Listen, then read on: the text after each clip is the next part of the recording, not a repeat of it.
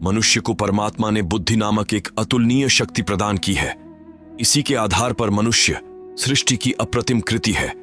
इतना ही नहीं, मनुष्य ने बुद्धि बल पर संसार को सुंदर से सुंदर बनाया है। बिना किसी के बतलाए उसने सृष्टि के गोपनीय रहस्यों को बुद्धि के बल पर खोज निकाला है। जीवन में न जाने कितनी सुख सुविधाओं का समावेश किया है। बुद्धि ने मानव को केवल भौतिक विभूतियों तक ही ले जाकर नहीं छोड़ दिया, बल्कि उसने उसे आत्मा, परमात्मा, पुरुष और प्रकृति के रहस्यों तक भी पहुंचा दिया है। मनुष्य की बुद्धि आज जीवन मृत्यु के रहस्यों को खोज निकालने पर तुली हुई है। संसार के कारणभूत पंच तत्वों पर विजय प्राप्त कर उन्हें अपना आज्ञाकारी बना रही है।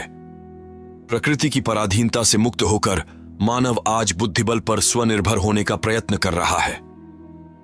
उसकी अब तक की प्रगति देखते हुए यह बात असंभव नहीं दिखाई देती कि वह जब जिस ऋतु को उत्पन्न कर ले और जब चाहे जिस वातावरण को निर्माण कर ले, आज का युग मानवीय बुद्धि शक्ति का प्रमाण सूचक साक्षी बना हुआ है।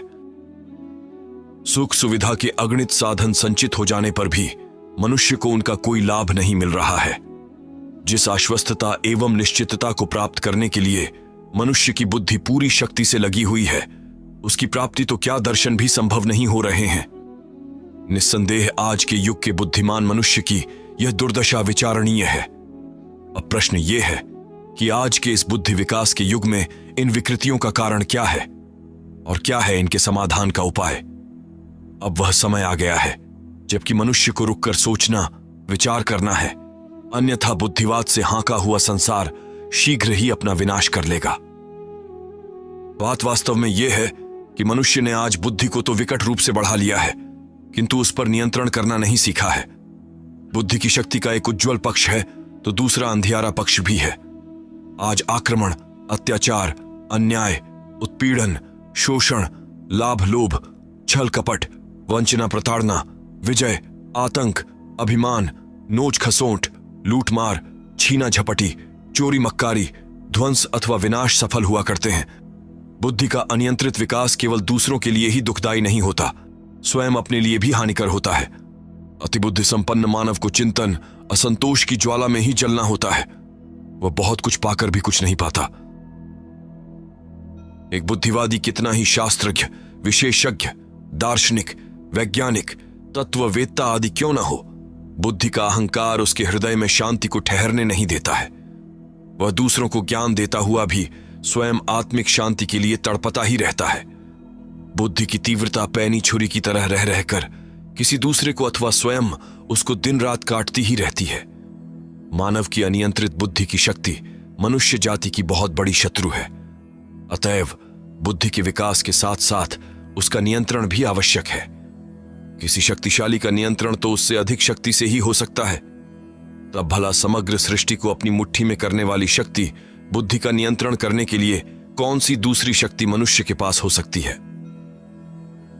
मनुष्य की वह दूसरी शक्ति है श्रद्धा, जिससे बुद्धि जैसी उच्च श्रृंखल शक्ति पर अंकुश लगाया जा सकता है, उसका नियंत्रण नियमन किया जा सकता है। बुद्धिबल को ध्वंस की ओर जाने से रोककर सृजन के मार्ग पर अग्रसर किया जा सकता है। विशुद्ध बुद्धिवादी के पास स्नेह, सौजन्य, सौहार्द, सहानुभूति, भ्रातृत्व भाव जैसी कोमलताएं कतई नहीं होती। इन मानवीय गुणों की जननी श्रद्धा ही है। श्रद्धालु अंतःकरण वाला मनुष्य सेवा, सहयोग, क्षमा, दया, परोपकार तथा परमार्थ में विश्वास करता है। न्याय और नियमन उसकी विशेषताएं हैं। मानवता के इतिहास में दो परस्पर विरोधी ख्याति के व्यक्तियों के नाम पाए जाते हैं। एक वर्ग तो वह है जिसने संसार को नष्ट कर डालने, जातियों को मिटा डालने तथा मानवता को जला डालने का प्रयत्न किया है। दूसरा वर्ग वह है जिसने मानवता का कष्ट दूर करने, संसार की रक्षा करने, देश और जातियों को बचाने के लिए तप किया है, संघर्ष किया है और प्राण दिया है। इतिहास के पन्नों पर आने वाले यह दोनों वर्ग निश्चित रूप से बुद्धिबल वाले रहे हैं। अंतर केवल यह रहा है कि श्रद्धा के अभाव में एक की बुद्धि शक्ति अनियंत्रित होकर केवल बर्बरता का प्रदर्शन कर सकी और दूसरे का बुद्धिबल श्रद्धा द्वारा नियंत्रित होने से सज्जनता का प्रतिपादन करता रहा है। यदि आज की चमत्कारिणी बुद्धि का ठीक दिशा में उपयोग करना है, संसार से दुख दर्द को दूर करना है, अपनी धरती माता को स्वर्ग बनाना है, मानव सभ्यता की रक्षा के साथ साथ उसका विकास करना है तो अंतःकरण में श्रद्धा की प्रतिस्थापना करनी होगी। श्रद्धा ही एक ऐसा प्रकाश है जो मनुष्य को अनंत अंधकार में खोने से बचाए रखता है। श्रद्धावान को जहां अपने प्रति स्नेह रहता है वहां दूसरों के प्रति भी। आज बुद्धि के अतिरेक के युग में इसी श्रद्धा नामक मानव मूल्य का अभाव हो गया है। जिस दिन मनुष्य में श्रद्धा के भाव की बहुलता हो जाएगी, बुद्धिवादिता का नियमन होगा, तब आज के ध्वंस सूचक बौद्धिक चमत्कार सृजन संबंधी वरदान सहजता से बन जाएंगे।